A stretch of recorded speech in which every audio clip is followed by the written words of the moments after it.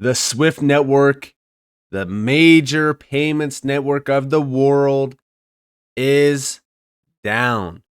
This is wild. Welcome back to the channel, everyone. My name is Nick. For those that are new to the channel, by the end of this video, you do become a subscriber. If we actually go over here to the Swift website and refresh this, we could see that it is still down for maintenance reasons. This is pretty crazy, right? Now, this was pretty much everywhere. It was a huge outage. And I'm sure that by now you probably already know that. And more so recently, we saw that the Bank of England, their bank-to-bank payment system was also down. I strongly encourage everyone to join the free Discord. There's going to be a link at the top of the description below. This is one of the most valuable and informative Discords out there, and it's completely free. There's a free side that has a ton of free crypto gems, free market strategies, guides, market trends, free charts, and there's also going to be new cheat sheets dropped in this Discord. And already, we have a ton of testimonials from members of the Discord that have been absolutely loving it. So what are you waiting for? Go and click the link at the top of the description below and join the free Discord. Now, what's funny is, of course, you had the Bitcoin maxi saying that Bitcoin fixes this when we already know that Bitcoin fixes absolutely nothing, right? It's so interesting to see how these narratives continue to be pushed, even though we know how false they really are. And I even said like how comical Bitcoin will never fix something like this because it relies on a layer 2 network for scalability. Ripple and XRP actually fixes this. Now listen, I don't care if you guys think that I'm a Bitcoin, like I'm an anti-Bitcoiner, right? I don't care about that. I care about the facts and the tech. Listen, there's Bitcoin developers out there that will literally tell you like, listen, Bitcoin is a medium of exchange. It just doesn't work. It hasn't worked, and they're still trying to fix it. But guess what? Technology waits for no one, including Bitcoin. Bitcoin is not going to be as efficient as these other networks in this space. And that's just the facts. And it's so funny that every single time that we see something like this, right? We constantly get hit with the Bitcoin maxi saying that Bitcoin is fixing this. It's just not. But what I did find interesting about the Bank of England going down and even Swift going down is it does hint at the fact that, yes, we do need new payment rails. Now, the CPMI group is something that I have been focused on. This is the central bank of central banks, the BIS, and this is their Committee on Payments and Market Infrastructures. It's an international standard setter that promotes, monitors, and makes recommendations about the safety and efficiency of payment, clearing, settlement, and related arrangements, thereby supporting financial stability and the wider economy. The CPMI also serves as a forum for central bank cooperation and related oversight, policy, and operational matters, including the provision of central bank services. Now, if we actually look at a few of these things, specifically the Bank of England, back in October, actually, of last year, we can actually see that the Bank of England welcomes the release of the BIS CPMI Harmonized ISO 20022 data requirements for cross-border payments. Again, this was just back in October, almost a year ago now. And this is all around cross-border payments. It's very funny. Now, Chaps is the thing that went down, right? Chaps and Swift, they both went down. And we could actually see that Chaps did transition in June of last year to ISO 20022. But down here, we could actually see that in light of these benefits, the Bank of England intends to align the CHAPS ISO 20022 message usage guidelines with the CPMI ISO 20022 data requirements by the end of 2025, ahead of the end of 2027 timeline for global adoption set out in the CPMI report. So this is moving towards ISO 20022 harmonization, which is a very big deal. Now, what's funny is they have notes down here of not only mentioning the FSB, the Financial Stability Board's roadmap for enhancing cross-border payments, but they also mention the RTGS system infrastructure and how they are renewing this, basically. It's a renewal program for the RTGS system. So they are ready to push some significant updates around their financial infrastructure already. The reason why I bring up the Financial Stability Board is because that's the same Financial Stability Board that allowed Ripple to comment on regulatory, price movements or regulatory frameworks around crypto while in the middle of a lawsuit with the SEC. How funny is that? Now, on top of this, right, if we go over here to the CPMI group, so these are the names tied to this. We have the ECB, we have, a ton of other names on here, but Ripple and Swift are also on here, right? Managing Director, Industry Policy, and Senior Advisor at Swift, Director of Payment Operations at Ripple. Guys, I'm not saying that Swift and Ripple are going to work together or anything like that, but on the CPMI group, they are working together. It would be in Swift's best interest to align with giants from the space like Ripple and tap into their overall infrastructure. That would be in their best interest. Now, is that going to happen? We don't know, right? But again, technology waits for no one. Technology doesn't care about the agenda of, Swift wanting to be a dominant leader outside of, working with a blockchain-based company. Technology doesn't care about that. Technology will continue to not only evolve, but it will continue to become more and more adopted, especially when it is as efficient as blockchain-based payments. Now, on top of this, what Ripple just recently released was very significant. We have Ripple's ambition is to be the #1 digital asset infrastructure provider for financial services by building the core components, on and off ramps, custody, compliance, and liquidity needed for enterprises to integrate blockchain into their business.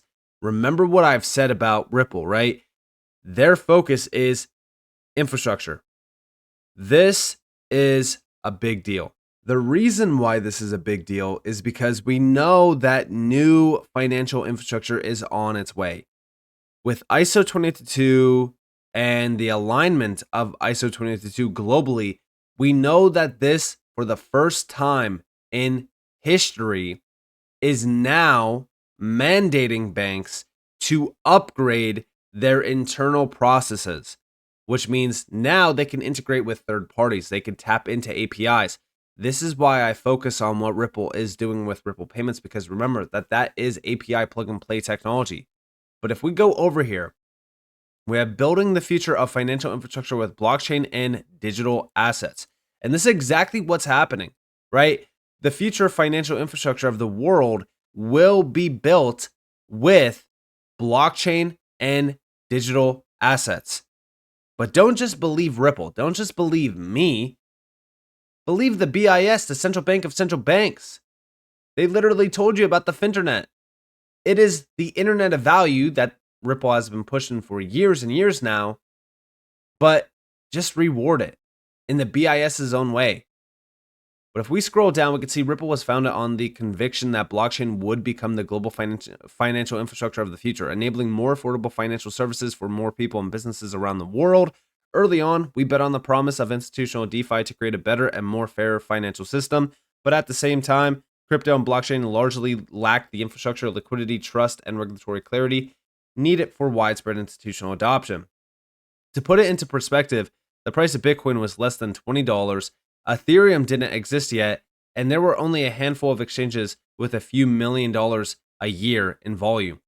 Fast forward 10 plus years, and the first Bitcoin and ETH spot ETFs have been approved in the US. BlackRock launched its first tokenized fund issued on a public blockchain. The EU is rolling out comprehensive crypto rules with MiCA, and financial institutions and payment companies like Fidelity, Itaú, Unibanco, Stripe, and PayPal are making it easy for their customers to trade, hold, and use crypto assets. It goes without saying that the crypto market has come a long way, as has the broader acceptance of crypto. Now we have, as the industry and market continue to mature, Ripple has evolved in parallel to address the opportunity in front of us. Having worked with financial institutions for many years, we validated blockchain's promise for faster, lower cost, and more reliable financial services in scores, but they need simple, trusted, reliable digital asset infrastructure to integrate blockchain into their businesses. Just as there are key components to running an internet-based business, storage, compute, networking, etc., institutions need on and off ramps, custody, and liquidity. With these core elements, those building the financial services of the future can create, store, trade, and move value around the world to solve today's real and acute problems and imagine and invent tomorrow's possibilities. And again, this is all through the internet of value. And here we have the full on, breakdown of what Ripple is offering. The first use case we tackled was cross-border payments, leveraging the XRP ledger and its native digital asset XRP to move value seamlessly. The XRP ledger's out-of-the-box capability, speed, low cost, transparency, and scalability make it ideal for addressing the challenge inherent in legacy financial systems. But wait, I thought Bitcoin solves this, right? It doesn't. Payments served as a perfect entry point given its clear pain points, high fees, slow transfer times, lack of transparency, and high error rates. Built on decades-old technology, today, our cross-border payment solution, Ripple Payments, has near global coverage with 80-plus payout markets, which represent more than 90% coverage of the daily FX markets, processing more than 50 billion in volume. While we continue to view payments as the killer application, or the first one, and most proven for crypto, Ripple offers more than payments today. We provide financial institutions with simple, secure, compliant digital asset infrastructure, which meaningfully improves how those customers create, store, trade, and move value. And here we have a few big things, right? Acquisition of Medico, tied back to tier 1 banks, BBVA Switzerland, HSBC, Societe Generale, Forge, and more. We are now better positioned than ever to deliver on the product roadmap for our customers globally. And moving forward, Medico will be known as Ripple Custody.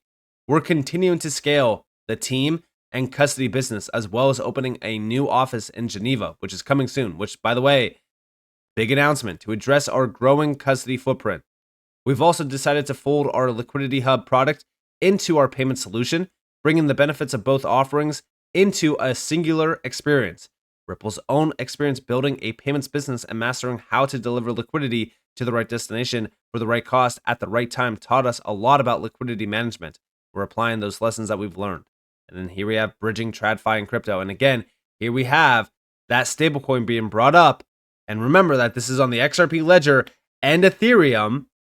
This is a big move because this will officially be that bridge for the gap between TradFi and crypto. And I do believe that Ripple stands at the forefront of this because of all of their connections, all of their customers. This just goes to show you how well positioned Ripple really is to dominate the space.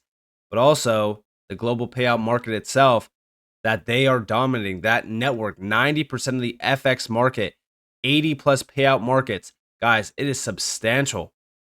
Now, even down here, we have institutional DeFi being brought up.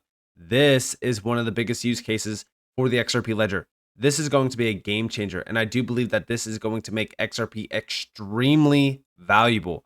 I'm very excited about institutional DeFi on the XRP ledger, and I've told you guys about that on multiple occasions. And then, of course, we have XRP ledger built for business, 2.8 billion plus transactions without failure or a security breach. Hello, Swift is still down. The Bank of England went down as well. The XRP ledger has been around since 2012. 2.8 billion plus transactions. No failure. No security breach. Just goes to show you how reliable this technology really is. The DEX, it was one of the first DEXs out there. Absolute game changer. And now with auto bridging and pathfinding, this is one of the best DEXs in this space. And we now know that a lot of these great, projects with Zonix, Orchestra Finance, Credify, Sologenic, Archix, and more, these applications on the XRP ledger are set to absolutely kill the game. Guys, this is going to be extremely exciting for TradFi. It's going to be extremely exciting for DeFi. It's going to be extremely exciting for XRP holders. And here we have crypto building blocks for enterprises as well. Ripple is proving its longevity by weathering the storms through every crypto bull and bear cycle. Since day one, we have taken the long-term view and intentionally focused on working with financial institutions, regulators, and policymakers to transform the legacy system from the inside out. And yes, they're still having those private meetings. They're still converging with TradFi, working with policymakers, working with regulators. They are, in my opinion, one of the largest players in the space when it comes to, being well positioned to become that new infrastructure, that the new plumbing, if you will, for the financial system. It's our ambition to be the #1 digital asset infrastructure provider for financial services. We envision being a one-stop shop for enterprises that want the benefits of integrating blockchain into their business, but don't have the expertise, resources, or interest in building and maintaining the technology in-house. Ripple is one of the few players, and yes, this is it, right? In the space, uniquely positioned to deliver on holistic digital asset infrastructure that bridges TradFi and crypto through our years of experience living and working within both worlds. Ripple has the credibility, reputation, trust, advanced understanding, and operations for core services like crypto on and off ramps, liquidity, custody, and compliance. And we'll continue to evolve our product suite to provide the solutions that our customers want and need. We got into the business because we believe blockchain technology and digital assets can provide faster, better, and cheaper financial services compared to incumbent technologies. We'll continue to provide best-in-class solutions combined with innovative technology to bridge the gap between TradFi and Web3 to make that vision a reality. And yes, listen, and this is exactly why I say that Ripple is fully positioned to dominate the traditional financial space at a time where, TradFi seems as though it's failing. Its antiquated rails are showing. The need to now bring in, implement, integrate, and utilize the future financial infrastructure of the world is more and more prevalent now than ever before. And guess what? Technology waits for no one. Those that are well positioned, those that have been building, those that have been around for a very long time, and Ripple is pretty much one of the only few in this space, they are set to win big once we start to see regulations rolling out. And guess what happens from there? Integration, utilization. So with that being said, I guys enjoyed this video. If you guys did, definitely leave a like, subscribe, turn notifications on because more free content. You guys are more than welcome to follow me on Twitter and join the free Discord down in the description below. And with that being said, guys, it's been Nick. Thanks for watching. Peace out.